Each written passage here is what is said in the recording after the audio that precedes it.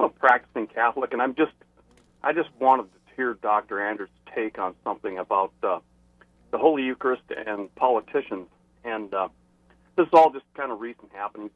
The bishop in, I think it's San Francisco, Car de Leon, I can't say his name, the bishop there instructed his priests not to offer communion to Nancy Pelosi because of her public views on abortion and so on. And then the same thing with the Pope. I think the president was just over there, and he received communion at, I don't know what church it's at, over in Rome anyway, at a church. And in that circumstance, it was okay. And I think the same thing, there's the bishop in Washington, D.C., if I'm understanding everything right, has instructed his priests to give President Biden Eucharist when he attends churches in Washington, D.C. And I'm just confused about it, and I don't know, maybe the Pope and the bishop are both right. I don't know, but I just wanted your take on that whole thing. Okay, thanks. I appreciate the question. So, different sets of parents in different families will make different disciplinary decisions about how to raise their kids. And one parent, they may both make good decisions. They may both make bad decisions. One group of parents may make a good decision. One may make a bad decision. The prudence or imprudence of the parents' decisions does nothing to undermine the authority of parents as such. And I would never dream of telling my next-door neighbor, you're parenting your child wrong. And I would want them to give me the same dignity. I would respect their right to parent their child. They should respect my right to parent my child. We would both agree on the rights of parents to discipline their children, even though we might disagree on the correct disciplinary philosophy. Okay? Something very similar takes place with bishops and their dioceses.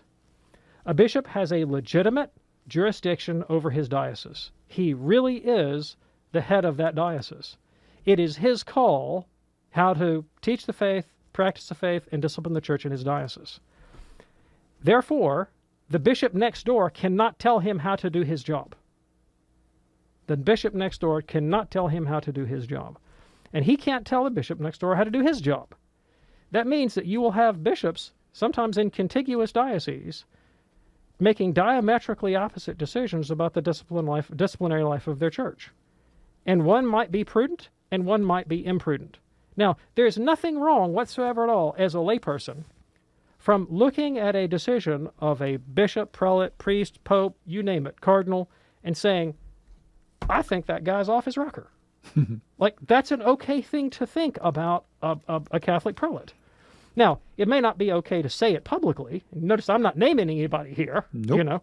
It might not be okay to say it publicly. And the church says that when you think your bishop is doing something wrong, there are proper channels to go through.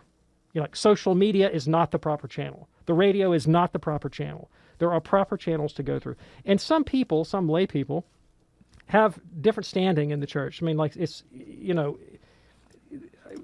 people of high standing and strong reputation who are understood to be experts, for example, would have a better reason to offer criticism than me, and they should. They have a duty to step up and say something, and they do. They often make their views known and the church's needs known in a discreet manner to their ecclesiastical pastors. That's the way it's supposed to happen. But to just form the judgment, like, this doesn't make a lot of sense. I think maybe somebody should have taken a different tack. That's not an un-Catholic thing to think. And look, bishops have a lawful jurisdiction that we respect and we obey. It doesn't mean that they're always people of good character. And so you model your moral life after Catholics who are virtuous and have a good moral life. They may or may not be the ordinary in charge of your diocese or the priest in charge of your parish, right? So when I myself became Catholic, I became Catholic at a time of great public scandal in the church. It never occurred to me for a minute that I was becoming Catholic because I wanted to imitate the bad behavior of the American prelates who were scandalizing the church. Like, that's not why I became Catholic. I became Catholic because I wanted to imitate the good behavior of the saints down through the centuries. So they're not. Yeah. Okay, I don't want to be like them.